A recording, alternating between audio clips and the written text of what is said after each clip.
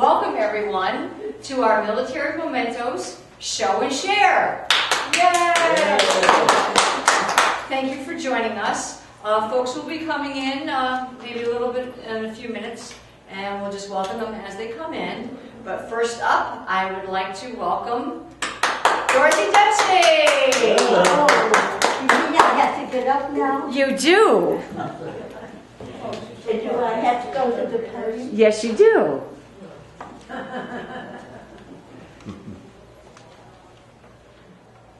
I did bring a little flag with me. That's a girl. And I did bring some notes, just so I can remember things. So I'll start out by saying that Betsy Ross made the first flag for the United States of America. Well, to introduce you to Dorothy Dempsey, who had performed the first crocheted flag and presented to Suffield by the river. Mm-hmm. Now you're supposed to clap. Thank you.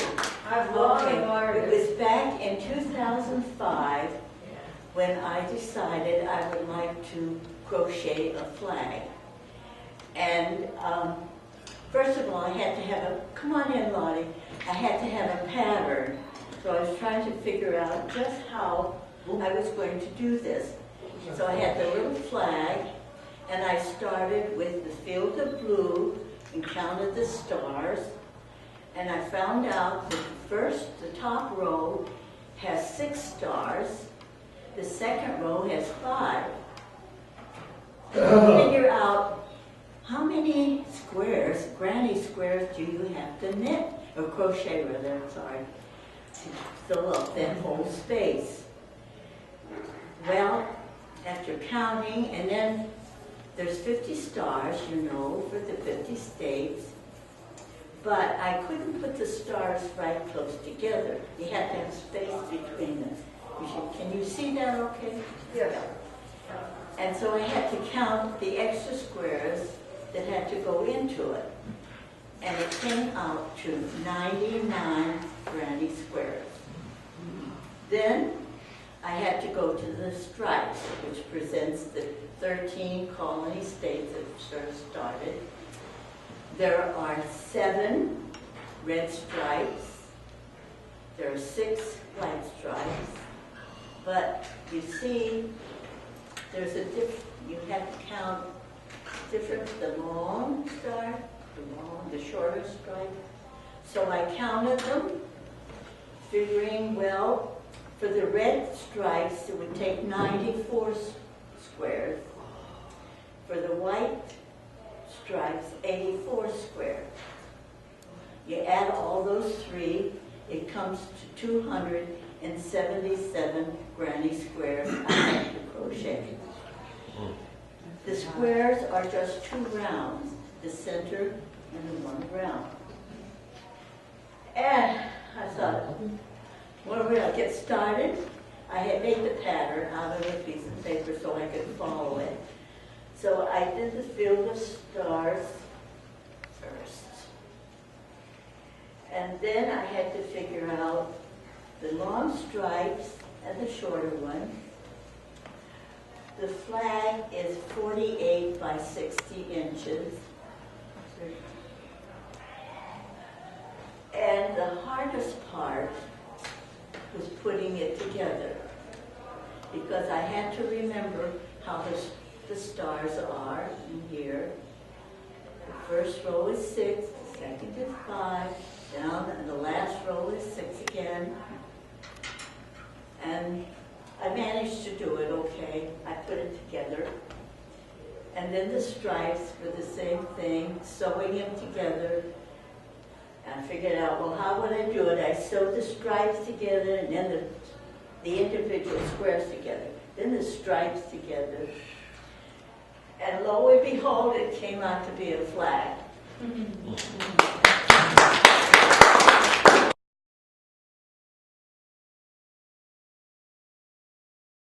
Next up, we have Joe Ricardo. Yeah. So Joe was an accountant in the Army during like the mid-50s in Philadelphia. Great. And so you have a couple pictures, if you don't mind showing, of him in the service. And then with his wife Ginny as well. Ginny went down with you in Philadelphia. So he was more in business administration rather than going overseas. So he served as an accountant before working for the Aetna. That's right. Yeah, in Hartford. Do you know what years these were? The pictures were taken in 56. 1956. So that would have been after the Korean War, right? I think. Yeah. Yeah. Okay. So Laura Drzeski is going to share a story about her grandmother that was in the service. Welcome, Laura. So this is my grandmother, my favorite picture of her. I think I look just like her. She was in the Coast Guard during World War II, and she was actually an ensign, so one of the few female officers that they had then. And she had the admiral's office, or she took the admiral's place at in New Orleans port for the night shift. And so she actually did have like a very prominent leadership role. And so I guess she would tell very few stories because, of course, during World War II, they kept everything very hush-hush. But her favorite story to tell would be when there was a Russian ship that was trying to come in to port. And so she was in charge of letting ships come into port. And the captain of the ship was not happy to be speaking to a woman and was using very foul language. Asking for a man to speak with, or the man in charge. And so she had to try to tell him that she was the one in charge and that if he wanted to port, he would have to speak with her and she would be the one to clear him. And then later, she ended up being introduced to him, and I guess he had had a bit too much to drink at port, and but he made everybody toast a glass to her for the best, using, again, foul language, but the best bleeping woman to get a man's job done. So she very proud of her.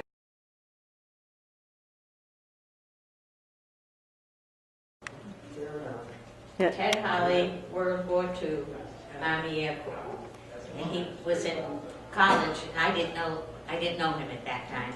He was at Penn State, and he didn't let's see, you'd finished 2 years, hadn't you? And you didn't want he wanted to be in the Air Corps, not the Army, so he enlisted after his sophomore year, I think. And they wouldn't take him because he didn't weigh enough. So he ate potatoes and bananas, and he gained enough weight, and they took him. And he never went out of the country, he was a pilot, Air Corps pilot, for what kind of airplanes? Well, AT-6s, how's that? The AT-6 is the primary trainer of that era, and I had to fly that airplane all the time. And I was lucky. I survived. You'd be surprised how many people don't survive the training program. They just, because they were, they got carried away by something, and they lost themselves and died. There's a lot of guys flying those airplanes, and I was among them, but I survived, and I'm just glad that I did. And the war ended, and you went back to college. I went back to college after. With you guys paying for it now? Somebody's paying for it, yeah, but it was at the time. Yeah.